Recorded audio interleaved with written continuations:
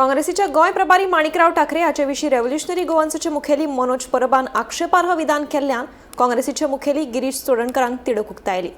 अंतर्गत विरोध आसून लेगीत जिल्लो पंचायती वेंचणुके खातीर माणिकराव ठाकरे हांणी भव्य युती करपाचो प्रामाणीक यत्न केल्लो।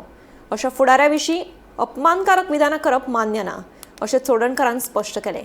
देखून मनोज परबान बेगबेग माफी मागची अशें ताचें म्हणणें।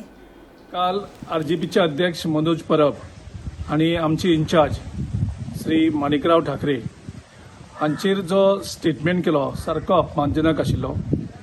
तांची एज आनी त्यांची सिनियरिटी जर पळयली जाल्यार हो स्टेटमेंट सामको फालतू आशिल्लो।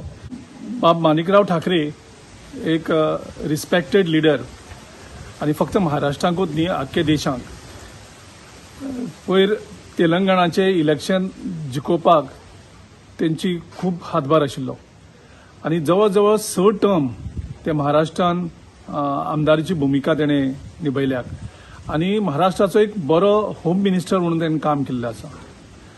सो हे सगळें पळोवन मनोज परबाचे हे जो स्टेटमेंट हे तेजी मॅच्युरिटी परस ते फ्रस्ट्रेशन चड दिसता। माणिकराव ठाकरेन झेडपी इलेक्शनाक अलायन्स जावचें म्हणून आउट ऑफ वे वचोन सगळ्यां बरोबर घेवन एक अलायन्स करपाचे प्रयत्न केले आमचे पार्टीचे सगळे कॅडर ताका विरोध आसतना सुद्दां। आनी हे आसूनय मनोजान तेजेर सामके खालती पातळीचेर वचोन तेजेर ताका अपमान केल्लो आसा।